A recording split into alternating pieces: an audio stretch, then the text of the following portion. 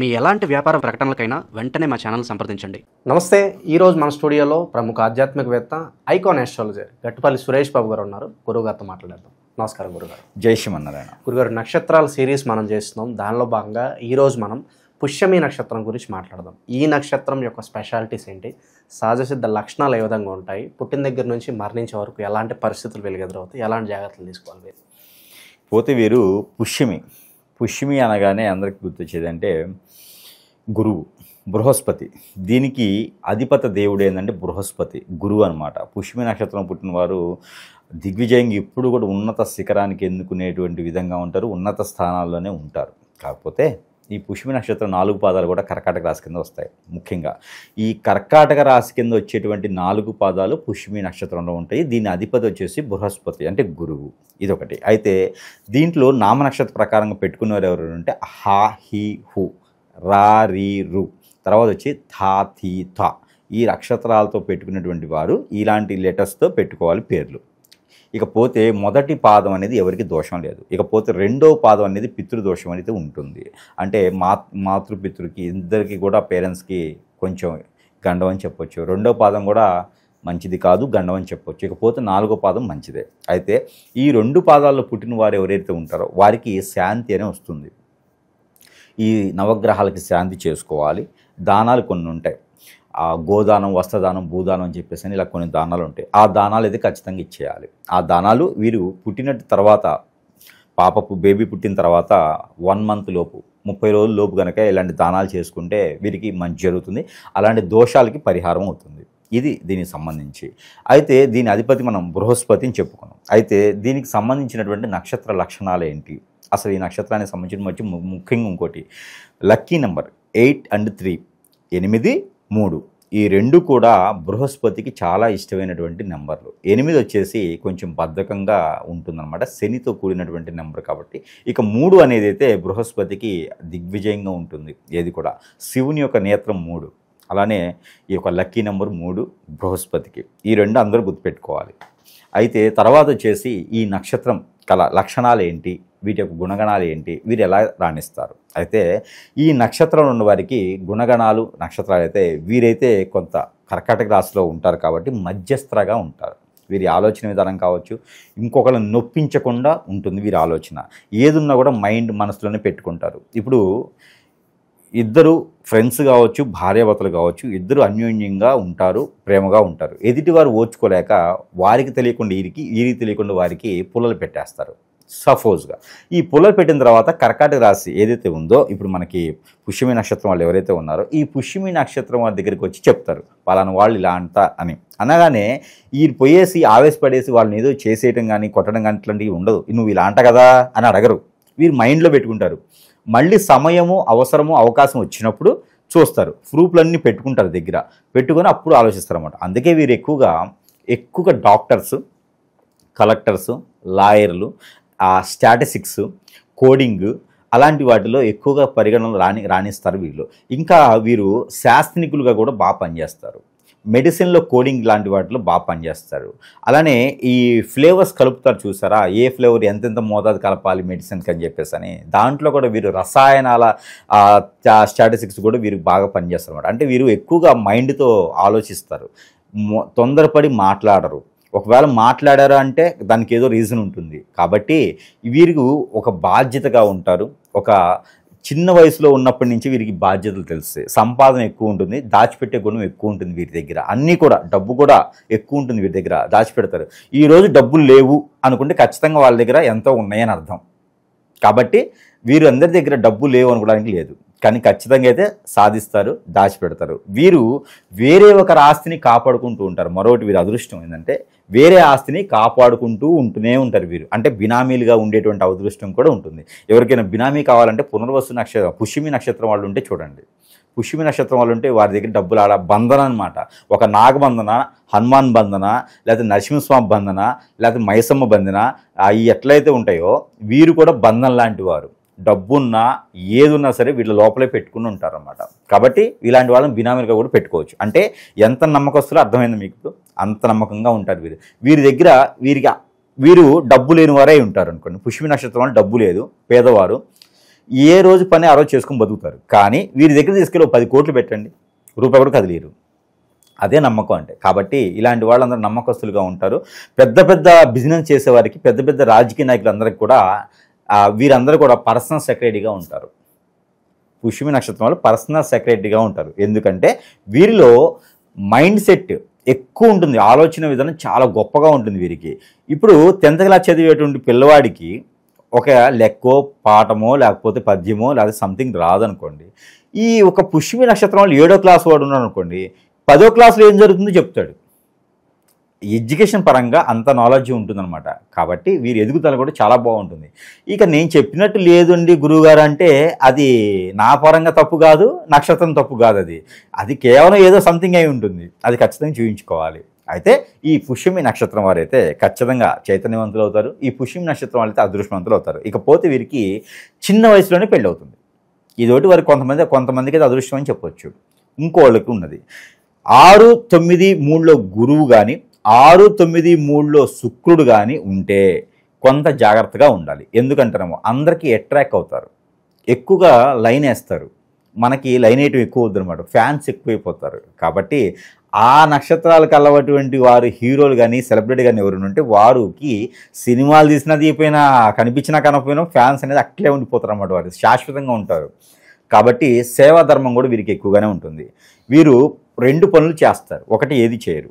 2 పనులు ఎలా ఉంటాయి అంటే జాబ్ చేస్తారు, ఒక ట్రస్ట్ నిర్మిస్తారు, బిజినెస్ చేస్తారు, ఏదైనా ఒక ఆశ్రమం నిర్మిస్తారు. అలాగా వీరికి సంపాదించే గుణంలో ఎంతో కొంత పేదలకి కానీ పేదలకు కానీ అలాంటి అనాథలకు కానీ వీరు దానం చేసేటువంటి తత్వం ఎక్కువ ఉంటుంది వీరిలో. అలా అని చెప్పేసి ఎవరికైనా డబ్బులు ఇస్తారంటే ఇయ్యరు. మీరు అడగండి వెళ్ళి, సమస్య లేదు. నువ్వు సస్తున్నా అన్న డబ్బులు ఇయ్యరు, కానీ నీ అవసరమైతే ఇస్తారు. నీకు అప్పు కావాలంటే ఇయ్యరు, అవసరం అంటే ఇస్తారు. హాస్పిటల్కి వచ్చిందనో లేకపోతే శుభకార్యం ఖర్చునో, మా అమ్మాయి పెళ్ళి ఉందంటే ఖచ్చితంగా నీకు ఎంతగానో హెల్ప్ చేస్తారు. కానీ నువ్వేదో తీసుకుపోయి ఎక్కడో పెట్టేస్తాను వ్యాపారం చేస్తానంటే రూపాయి కూడా నీకు ఇయ్యరు. అడగడం కూడా వేస్ట్ వాళ్ళని.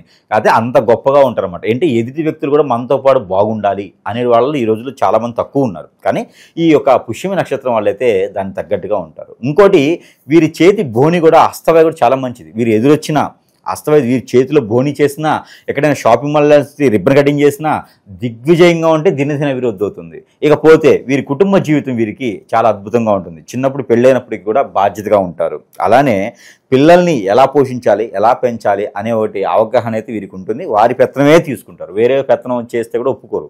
ఎందుకంటే చెడు అలవాట్లు ఉంటే కూడా ఒప్పుకొని సహించుకునేటువంటి వ్యక్తులు కాదు వీరు. కాబట్టి అందుకనే కష్టమైన నిశ్చరమైన వీరే పెత్తనం తీసుకుంటారు, ఆడవారైనా మగవారైనా సరే. వీరి పెత్తనంలో ఉంటేనే అది తరతరాలు విధవుతుంది, వెదజల్లుతుంది.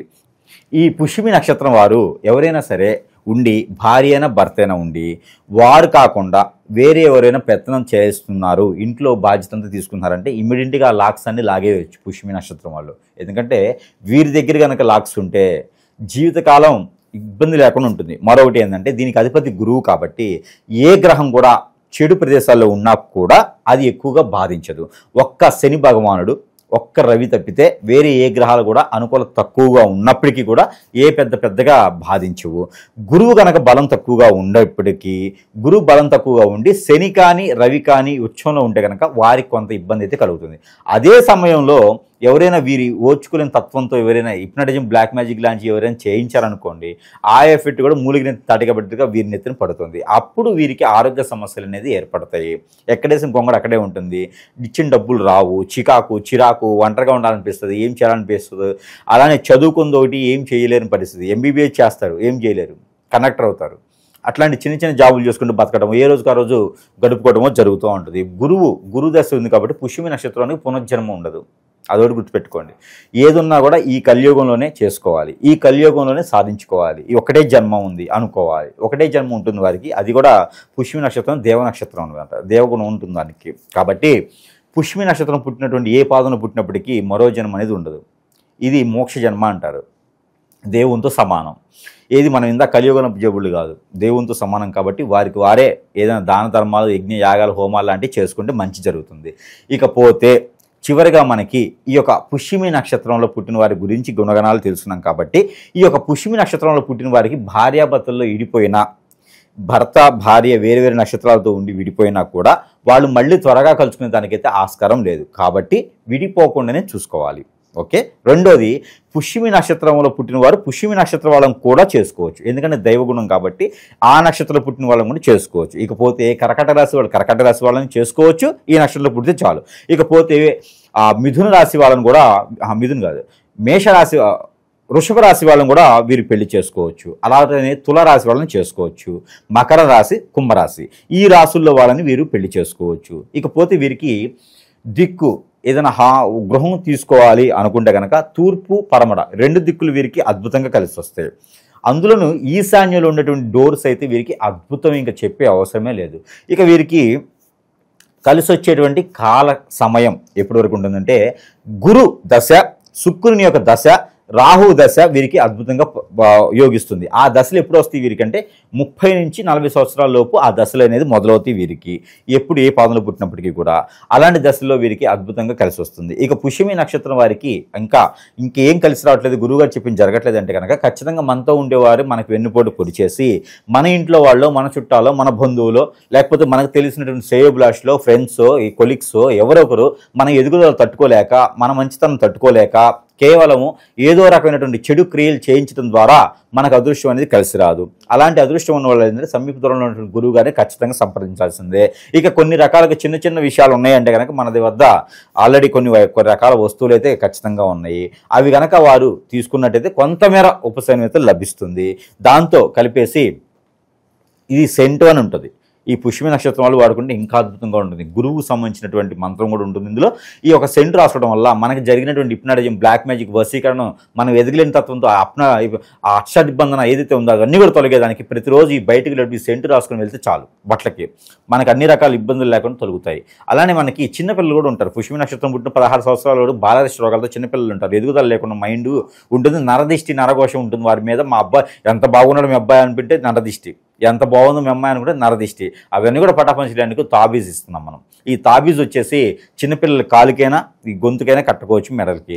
అలానే మనకి కాటుక, ఆరావళి కాటుక. ఈ ఆరావళి కాటుక ధరించడంతో మనకి జరిగినటువంటి హిప్నాటిజం, బ్లాక్ మ్యాజిక్, వశీకరణ లాంటివన్నీ కూడా తొలగిపోతే మగవాడు ఆడవారు ఎవరైనా పెట్టుకోవచ్చు. మగవాడు ఎలా పెట్టుకోవాలంటే తల మీద పెట్టుకోవాలి, కొంచెం నడినెత్తిన అరికాలు పెట్టుకుంటే చాలు. ఈ కాటుక పెట్టుకోవడం ద్వారా అన్ని రకాల ఇబ్బందులు తొలగిపోతే, నరదిష్టి, నరఘోష కూడా తొలగిపోతుంది. అలానే మనకి ఇది వాటర్ ముడుపు, యాంటీ హిప్నాటిజం ఉంటుంది కదా, హిప్నాటిజం జరిగిన వారికి అది తొలగిపోయడానికి ఇది ముడుపు ఉంటుంది అన్నమాట. దీంట్లో అందరూ యంత్రాలు ఉంటే దీని లోపల ముడుపులు ఉంటాయి. ఆ మూలికలతో చేసినటువంటి యంత్రం ఇది. వాటర్లో వేసి కాచుకొని ఆ కాచినటువంటి నీరు మనం స్నానం చేయాలి. అలా చేయడం ద్వారా మనమేం జరిగిన చెడు ప్రయోగం, మందు పెట్టడం, హిప్నాటిజం అన్నీ పోతాయి. ఇక ఇంట్లో కూడా కావాలి కదా, ఇంట్లో కూడా కావాలంటే కనుక ఇది గుగ్గిలం, సాంబ్రాణి కలిపినటువంటి పౌడరు. ఈ పౌడర్ని తీసుకెళ్ళి వేరే సాంబ్రాణి కలుపుకొని ఇంట్లో పొగ వేసుకోవాలి, ధూపం వేసుకోవాలి. ఇంట్లోనూ సాయం సంధ్య వేళ ధూపం వేసుకున్నట్టయితే ఇంట్లో చెడు, నెగిటివ్ అన్ని కూడా తొలగిపోయేదానికి ఆస్కారం ఉంటుంది. వీటితో పాటు దైవుని అనుగ్రహం ఉండాలి, దైవారాధనలోకి వెళ్ళాలి అనుకుంటే తులసిమాల. ఈ తులసిమాల రాగి తీగతో అల్లించింది ఇది. ఈ తులసిమాల ధరించడంతో ఆరోగ్య సమస్యలన్నీ కుదుట పడతాయి, హార్ట్కి సంబంధించినటువంటి మేజర్గా కుదుట పడతాయి. కాబట్టి ఈ తులసిమాల ధరించుకోవచ్చు పుష్యమి నక్షత్రం వాళ్ళు. దాంతోపాటు అందరికీ తెలిసిన విషయమే కియామాల. దిష్టి దోషాలు అన్నీ దగ్గరికి రావు. శని భగవాన్ అశుభ దృష్టి, రాహువుది, కేతువుది కూడా దగ్గర రాకుండా ఉంటాయి. భార్యాభర్తలు త్వరగా పెళ్ళయ్యేదానికి, అంటే భార్యాభర్తలుగా ఉండి గొడవలు అవుతున్నాయి కూడా తొలగిపోతాయి. మైండ్ పరంగా కూడా బాగుంటుంది. మనమే దిష్టి దోషాలు రాకుండా పెద్దవారు అందరూ కూడా వేసుకోవచ్చు. 12 సంవత్సరాలు దాని తర్వాత ఎవరైనా వేసుకోవచ్చు కియామాల. దాంతోపాటు వైజయంతి మాల. పెళ్ళైపోయింది, భార్యాభర్తలు అన్యోన్యత లేదు, అనురాగం లేదు, పిల్లలు పుట్టట్లేదు అనుకుంటే వైజయంతి మాల. ఈ వైజయంతి మాల వేసుకోవడంతో పిల్లలు పుట్టేదానికి ఆస్కారం ఉంది, పెళ్ళి అనుకుని మాత్రమే. అలానే అన్ని రకాల దోషాలు కూడా తొలగించుకోవచ్చు. భార్యాభర్తల మధ్యలో ఎవరైనా 3వ వ్యక్తి వచ్చినా కూడా పటాపంచలైపోతాడు. ఇది ఒకటి మనకి ఎక్కువ కూడా ప్రేమ, అనురాగ, ఆప్యాయతలు అనేది పెంచుతుంది మాల. దాంతోపాటు స్ఫటిక. మైండ్ బాగాలేదు, స్ట్రెస్ ఉంది అనుకున్న వాళ్ళకి స్ఫటిక. ఇంకా వీటితో పాటు చాలా వస్తువులు ఉన్నాయి, వానికి సమస్యను బట్టి వస్తువ. ఈ స్ఫటిక వేసుకోవడం వల్ల గురువు యొక్క అనుగ్రహం ఉంటుంది. ఈ స్ఫటిక ఏంటంటే గురువుతో సమానం కాబట్టి వారి యొక్క అనుగ్రహం ఉంటుంది, శని యొక్క అనుగ్రహం ఉంటుంది. కాబట్టి ఈ పుష్యమి నక్షత్రంలో ఖచ్చితంగా ఈ మాల వేసుకుంటే జీవితకాలం ఉంచుకోవచ్చు. దాంతోపాటు మరి ఇంకా ఇంటికి వ్యాపార సంస్థలు కూడా కావచ్చు, వ్యాపార సంస్థలకి ఇది పెట్టుకోవచ్చు. మాయాజల్ అంటారు దీన్ని. ఇది మాయాజల్. ఇది వ్యాపార సంస్థలు పెట్టుకుంటే వ్యాపారం మీద కన్నేసిన వారు ఎవరైనా ఉంటారు, వారందరూ కూడా పటాపంచలు అవుతారు. మన గురించి పట్టించుకోరు, మన వ్యాపారం గురించి పట్టించుకోకుండా ఉంటారు. అలానే మనకి ఇంటికి కూడా అష్టదిబ్బందులు చేసుకునేదానికి గుర్రపు నాడ. ఈ గుర్రపునాడ ఇంట్లో పెట్టుకోవడం ద్వారా, సింహద్వారం లోపల పక్కన ఈ గుర్రపునాడ పెట్టుకోవడం ద్వారా అన్ని రకాల ఇబ్బందులన్నీ తొలగిపోతాయి. వారికి ఇంట్లో ఏదైనా నెగిటివిటీ ఉన్నా కూడా, పెద్దల కార్యక్రమాలు చేసుకున్నా, నెగిటివిటీ నిద్ర పట్టకపోయినా, ఆందోళన, చిరాకు ఏదున్నా కూడా, ఈ అప్పుల బాధ ఉన్నా కూడా తీరిపోతుంది. కాబట్టి ఈ గుర్రపునాడ, వీటితో పాటు దేవుని యొక్క అనుగ్రహం కూడా కావాలి. పుష్యమి నక్షత్రంలో దేవుని అనుగ్రహం కావాలి అంటే కనుక నవగ్రహాలు చుట్టూ తిరగాలి. ఎప్పుడు కూడా వీరికి పరిహారం ఏంటంటే నవగ్రహాల చుట్టూ తిరగాలి. ఇక గురువుకు సంబంధించిన అంజీర్ చెట్లు ఉంటాయి కదా, ఈ యొక్క మేడి చెట్టు అంటారు, గురువుకు సంబంధించి మేడి చెట్టు, అంజీర్ అంటారు, మేడి అంటారు. ఈ చెట్లు ఏదైతే ఉన్నాయో ఇవి నాటడం కానీ, ఎప్పుడు కూడా దేవుని ఆరాధనలో ఈ యొక్క అంజీరు పళ్ళు తీసుకెళ్ళేసి దేవునికి ఆరాధించడం, మేడి పళ్ళు తీసుకెళ్ళి దేవునికి ఆరాధించడం, మేడి పళ్ళు దానం ఇవ్వడం, మేడి పళ్ళుతో స్వామివారికి అర్చన అభిషేకాలు చేసుకోవడం ద్వారా వారికి మంచి జరుగుతుంది. నైవేద్యం కూడా పెట్టవచ్చు మేడి పళ్ళుతో. దీనితో పాటు ప్రతిరోజు కూడా వీరు చేసుకోవాల్సినటువంటి పరిహారం 2 ఇలాచీలు జేబులో పెట్టుకోవాలి. జీవితకాలం కూడా ఉంటాయి. ఆ 2 ఇలాచీలు జీవితకాలం ఉండవు, కానీ పొద్దున్నే 2 ఇలాచీలు జేబులో పెట్టుకోవాలి. అవి ఉన్న రోజులు ఉంటాయి. లేదా మళ్ళీ 2 ఇలాచీలు తీసుకుని జేబులో పెట్టుకోవాలి. దానివల్ల వారికి నరదిష్టి, నరఘోష, శత్రుభయం, అప్పుల బాధ, ఆరోగ్య సమస్యలు అన్నీ పటపంచలవుతాయి. దాంతోపాటు ఎదుటి వాళ్ళు మన మీద చేయించే చెడు క్రియలు మన దాకా రాకుండా ఉంటాయి. కాబట్టి ఈ యొక్క 2 ఇలాచీలు వీళ్ళు పెట్టుకుంటే జేబులో సరిపోతుంది. మగవారు ఆడవారు ఎవరైనా ఈ పని చేయవచ్చు. పసుపు కొమ్ము కూడా జేబులో పెట్టుకోవచ్చు వీరు.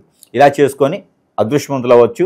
యొక్క పుష్యమి నక్షత్రం ఈ నక్షత్రం వాళ్ళు బాగా వీళ్ళ నక్షత్రం యాక్టివేట్ అవ్వాలంటే శక్తివంతమైన ఆలయాలు ఏదైనా సజెస్ట్ చేస్తారు వీళ్ళకి?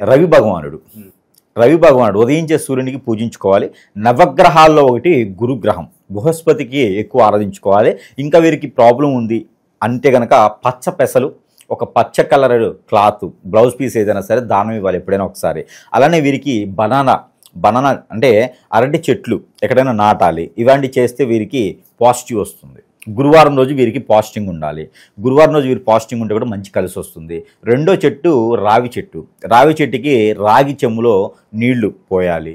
ఇవి చేస్తే కూడా వీరికి పాజిటివ్ వస్తుంది. నెగిటివిటీగా ఏమైనా జరిగినా కూడా పట్టాపంచలైపోతుంది. ఎప్పుడు కూడా దేవునికి ధ్యానంలో ఉండాలి.